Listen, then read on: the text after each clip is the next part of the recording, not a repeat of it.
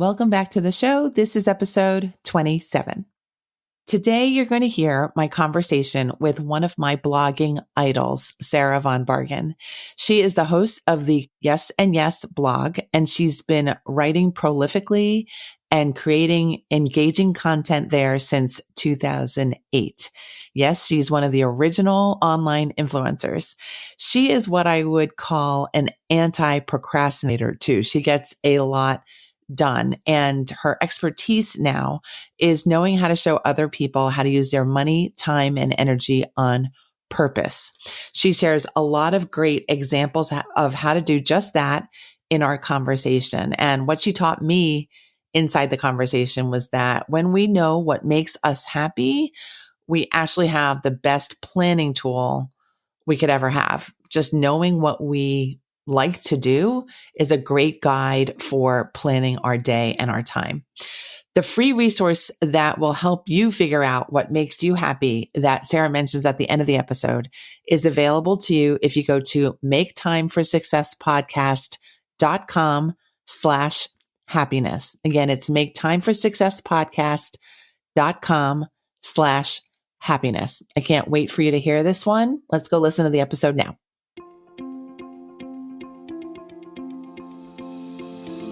Hi, I'm Dr. Christine Lee, and I'm a psychologist and a procrastination coach.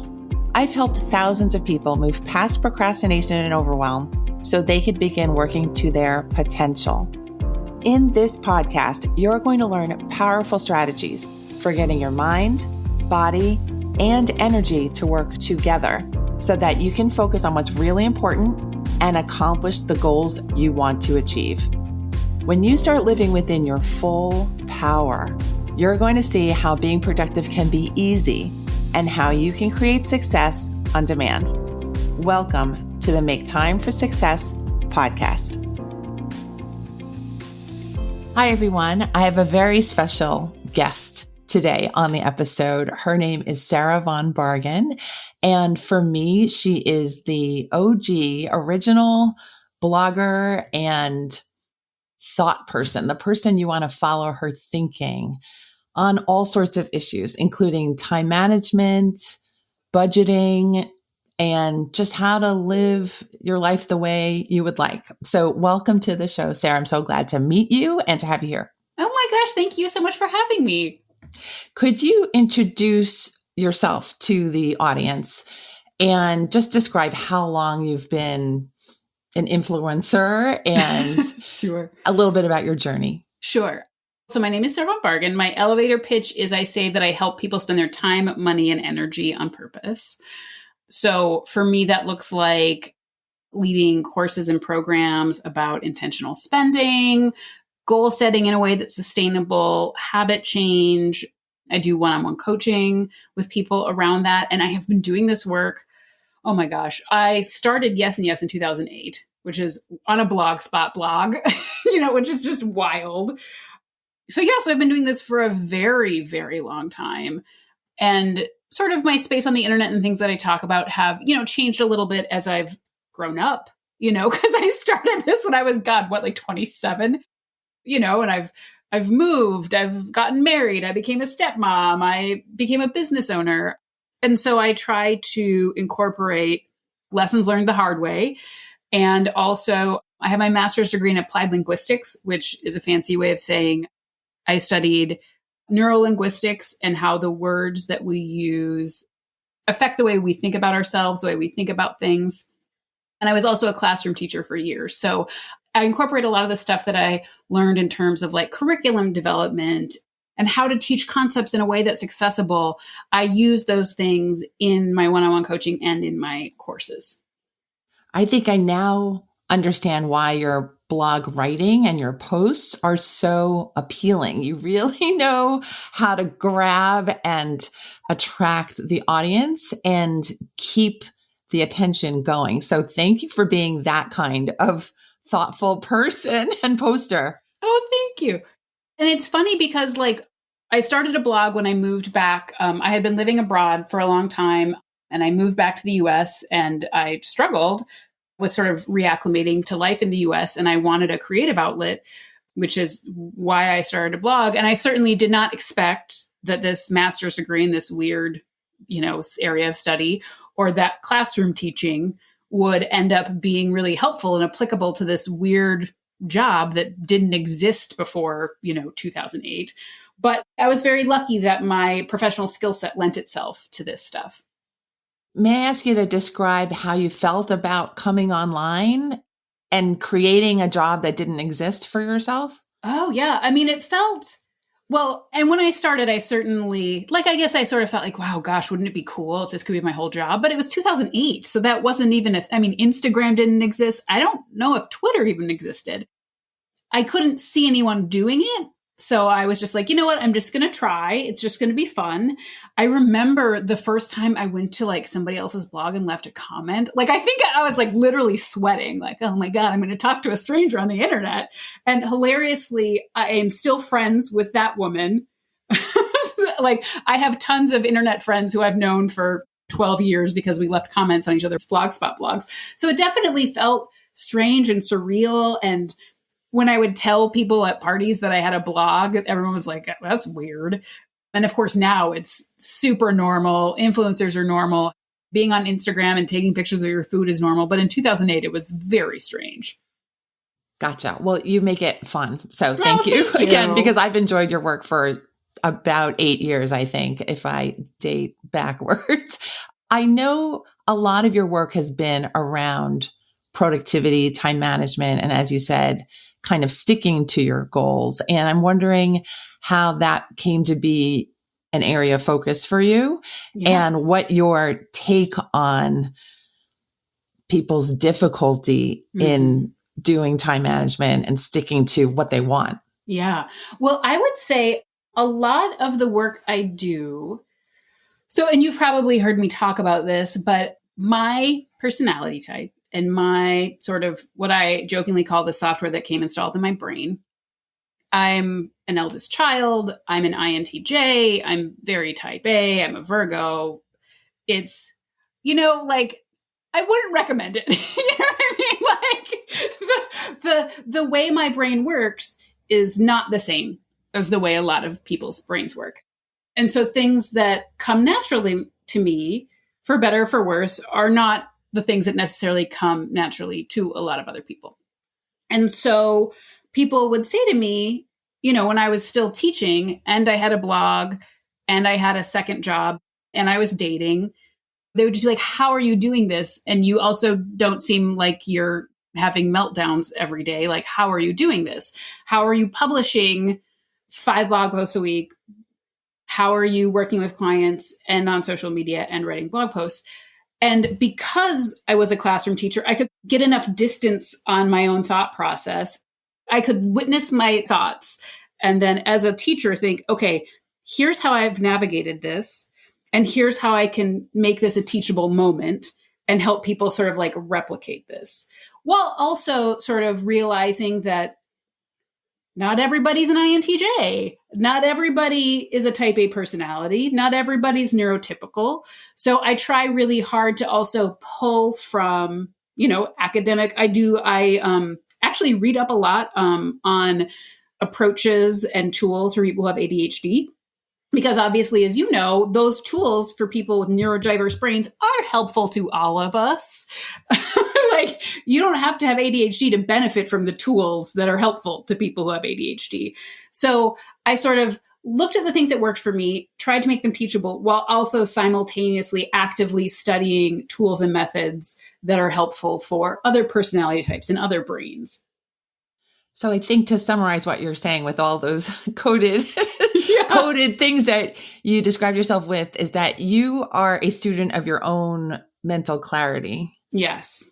And that you've just gotten better and better as time has gone on and as you've grown up and matured. Absolutely. Yeah. Okay. So what is your thought about where people go awry with mental clarity and time management? Oh. Well, I would say, for one thing, for a lot of us in the US, especially women, we tie our self-worth to how productive we are. And as much as possible, and this is the work of a lifetime, but, to unhook your ego and your self-worth from how much you've accomplished during the day. I am not kidding you. I am still working on it. And a lot of times what I do is I literally have to schedule fun and downtime into my calendar. Otherwise, I will not do it. And I also have to create accountability. This sounds so dumb. I have to create accountability around having fun because otherwise I won't. Like, after we finish this podcast, I am meeting up with a friend and we are going to a greenhouse to like buy stuff for our gardens. And I'm meeting up with my friend because I want to see her. And I'm also meeting up with her because if I didn't schedule to meet up with a friend, something, quote, more important would come up and I would just work for 10 hours. And so I kind of force myself to have fun and I force myself to be less productive by scheduling meetups with friends, by like getting a massage and making an appointment, getting a pedicure and making an appointment, making a reservation at a restaurant. Because if I don't do that, if there's not somebody else depending on me to have fun, I will not.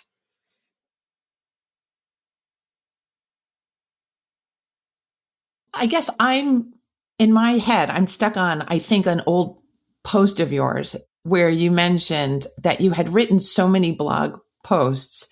And I think you reached a point where you realized that maybe that it was all becoming too much.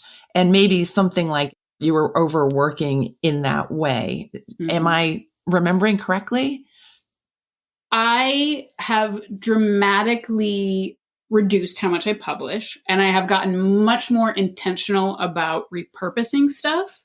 Because also as a former classroom teacher, I know, and you probably know, and everyone listening probably knows, that it takes people 7 to 15 interactions with a piece of information to take action on it. So why am I burning myself out, writing 900-word blog posts 3 times a week, when honestly what most of us need is like something repeated more times in a different format.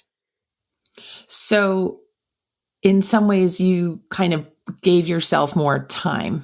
Yes, absolutely. I gave myself more time.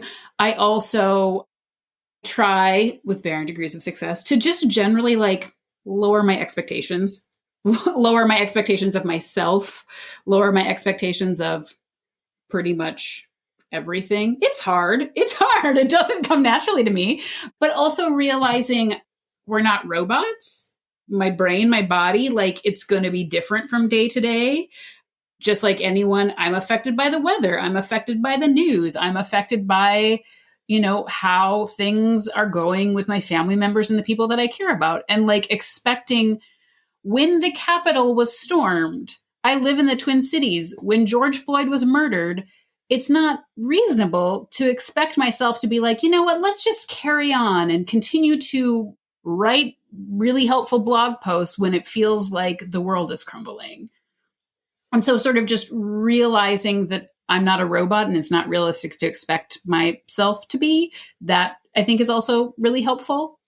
I think that's helpful to me because I think I am continually on a journey myself about remembering building the podcast as the Capitol was being stormed and wondering what should I be doing. It should have been more obvious to me, I think, at the time, but I appreciate the fact that you're just saying that this is something that you work on continuously and it's not necessarily going to be perfected at any given point. Oh, yeah. Yeah. And I think 2 other things that I do that might be helpful to your listeners are I try really hard to celebrate and commemorate my efforts, not just my accomplishments, which is not something that comes naturally, and it's not something that our society understands or does. So an example might be I have online courses that I run live, and launching an online course is very time consuming and laborious.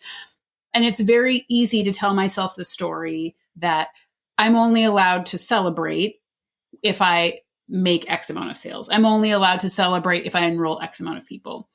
But we can only control so much of the outcome. Like I was in the middle of a launch when the Capitol was stormed. Obviously, I'm not going to be sending marketing emails when it seems like there's going to be like, is there a coup? What's happening? So when I'm doing things, especially things where I can't really completely control the outcome, which PS is most things, I make a list of, I am going to create 7 Instagram posts about this.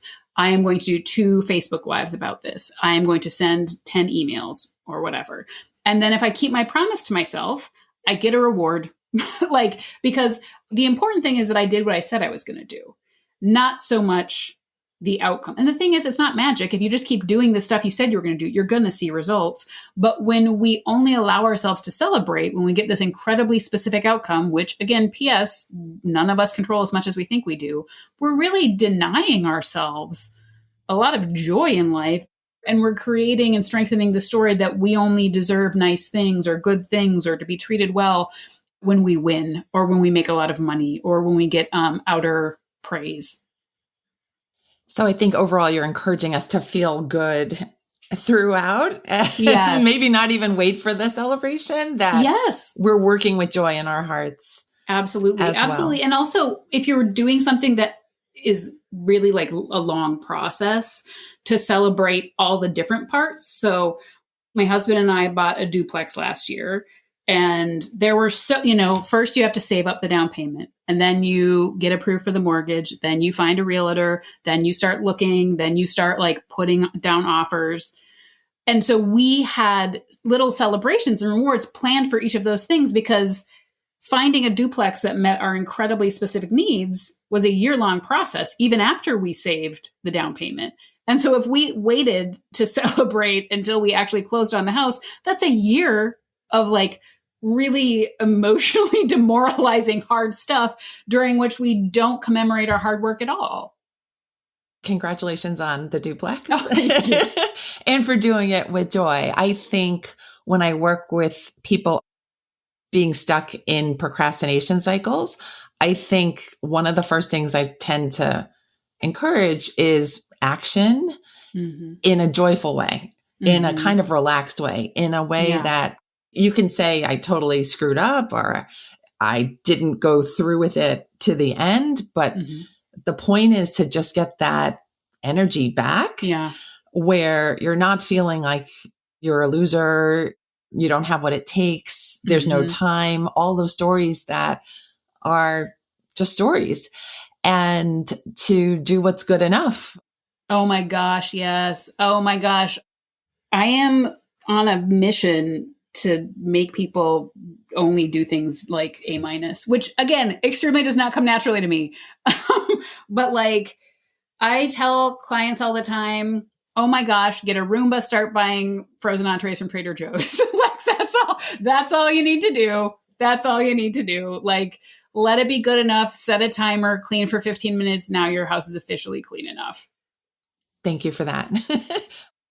And let's now shift to the topic of money, if you don't mind, because I know you have at least one, probably multiple products on helping people learn how to manage their money in a way that is joyful, but also smart. Can you describe what you do there? Yes. So I have 2 courses. My most popular one is called Bank Boost. And the 3 pillars of Bank Boost are spend with joy and intention, rescue wayward money, and get out of your comfort zone to bring in more money. And the nice thing is that honestly, you only have to do 1 or 2. You don't even have to do all 3 to see results. But what I think is particularly unique about the way I navigate it is I want people to have a deeper understanding of what actually makes them happy, and then to align their spending with that, which sounds so basic and simple when I say it, but you would be amazed at how, like, my most downloaded freebie is a workbook called How to Figure Out What Makes You Happy. And if you Google how to figure out what makes you happy, I'm pretty sure that I'm on the front page of Google with it, because we're terrible at it. We absorb these stories from our families of origin, from TV, from movies, from our friends. Like even me, the story I always tell is a lot of my friends love to ride their bikes and go on big group bike rides to breweries, which is like so cool and like something that you would see in a rom-com. And it took me years to be like, I hate riding my bike in groups. I also don't like beer. And it took me a surprisingly long time to figure out that I didn't like it because everybody I knew liked it. And it also seems like a cool thing to do. It sounds like a horrible thing to do. Oh my God, it's awful. I hate beer so much, and riding in a group is so stressful. Like I constantly want to stick my leg out and be like, you're too close. You're so funny. All right. So with Bank Boost clients, can I ask you to share some of their wins, what happens when you get your money crap together and figure it out? Yeah. So Bank Boost is only 4 weeks long, but very, very regularly people keep applying the tools that I teach them for months. And Bank Boost is $97. And I regularly get DMs from people saying like, I paid off $20,000 worth of debt. I paid off $15,000 worth of debt. I paid up, people use it to pay off tons of debt, and which is great. And I'm really glad that happens. And almost more importantly, people tell me I'm so much more in touch. Like I'm so much happier in my day-to-day life because I really figured out that what makes me happy is drinking a really nice cup of coffee on the deck reading a novel, which is practically free. Or I figured out that what really makes me happy is spending quality time one-on-one with these specific friends. And I realized that I can do that at my house with a bunch of Trader Joe's frozen appetizers.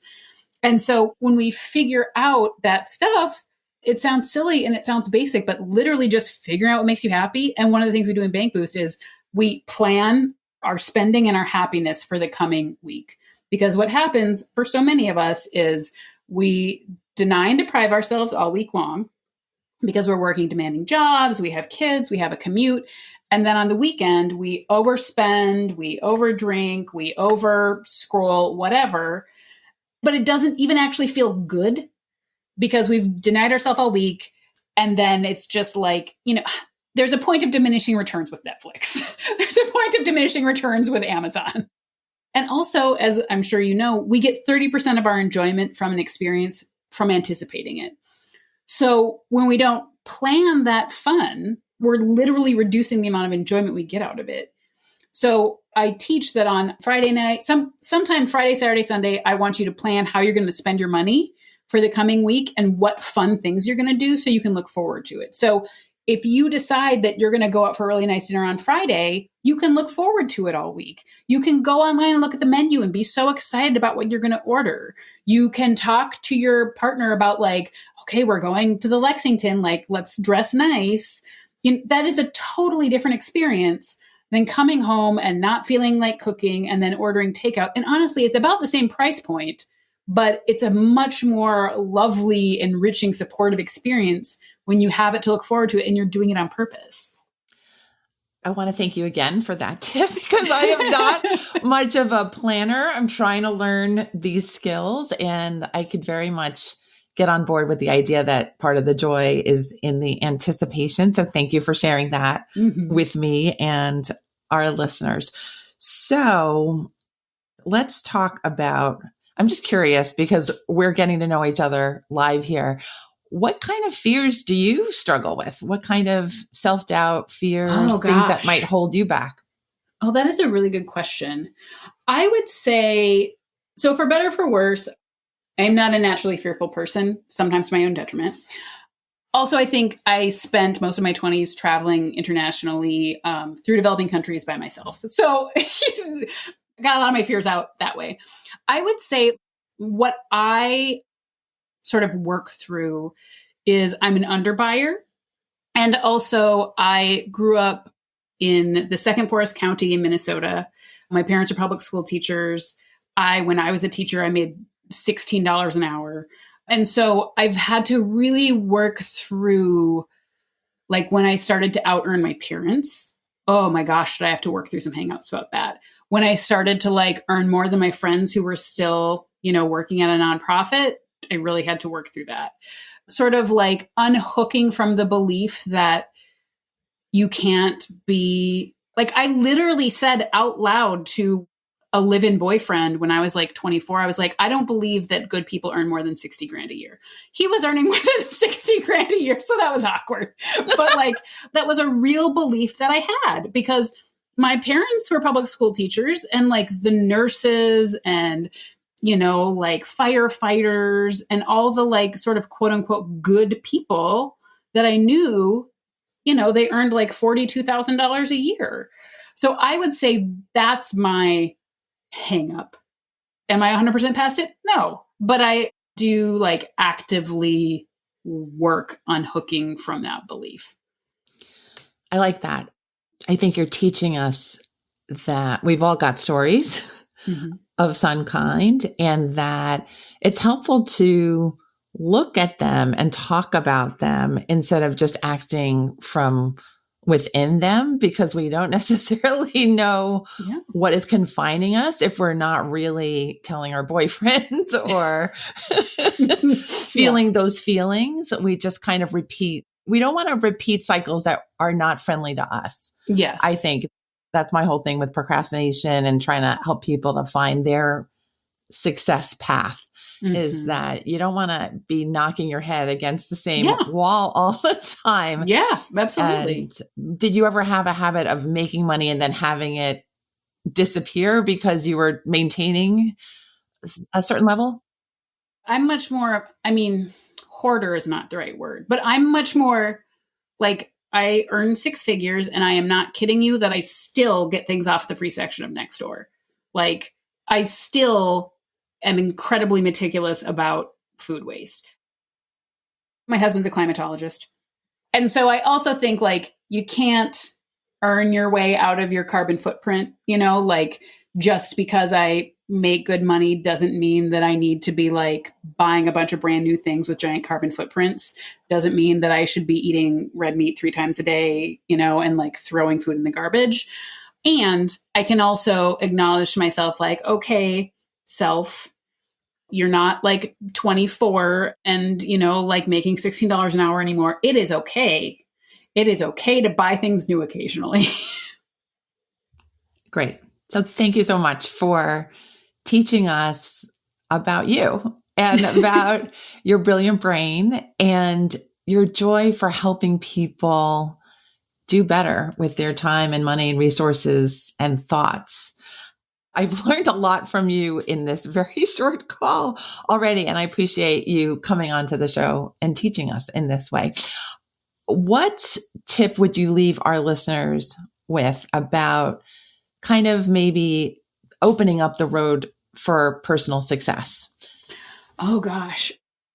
I would say a lot of it starts with knowing yourself, knowing what works for you and what doesn't, and not being unkind to yourself when someone else's approach doesn't work for you.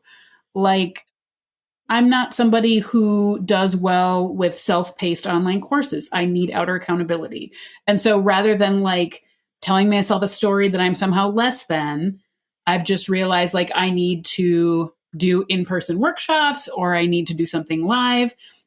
So if you realize that you need one-on-one coaching, or that you need like an in-person support group, or you need an accountability buddy, that's great. That's good. Like, don't get down on yourself just because, some productivity app didn't work for you, or a paper habit tracker didn't work for you. I think a good way to think about it is sort of in terms of, when I think about body positivity, like instead of saying, my body doesn't fit in these pants and therefore my body is wrong. No, it's the fault of the pants. So rather than like making it about like how you're never going to figure it out because this productivity app or this to-do list didn't work for you, no, just try a different tool. I like it. So everyone remember, you've got options. You can always unhook yourself from any belief that you might be caught in the moment, and be mindful about your actions, because I think that always helps. Be in the present moment with your life. So thank you, Sarah. I know you have a free resource for our listeners too. Could you share what that is? And yes, I would point everyone towards my How to Figure Out What Makes You Happy workbook. It is very helpful for the weird problem that most of us have of not knowing what makes us happy. The best thing I've heard, the best feedback I've gotten is a woman said, "No joke, this saved me 2 or 3 therapy sessions." And I was like, that is high praise. Wonderful. And you should continue to go to therapy, people. Yes. It's not a free workbook. It's not the same. Not the same. Could you tell us the link for that workbook? Do you have it? If they just Google it, just go to Yes and Yes and click in the search bar, how to figure out what makes you happy, it will just pop right up. Okay, wonderful. And we will put that in the show notes for you. Thank you so much, Sarah. It's been a delight getting to know you, and I totally connect with everything you do and say. So thank you. Thank you so much. Take care. Thank you for listening to this episode of the Make Time for Success podcast. If you enjoyed what you've heard, you can subscribe to make sure you get notified of upcoming episodes. You can also visit our website, maketimeforsuccesspodcast.com, for past episodes, show notes, and all the resources we mention on the show. Feel free to connect with me over on Instagram too. You can find me there under the name Procrastination Coach. Send me a DM and let me know what your thoughts are about the episodes you've been listening to. And let me know any topics that you might like me to talk about on the show. I'd love to hear all about how you're making time for success. Talk to you soon.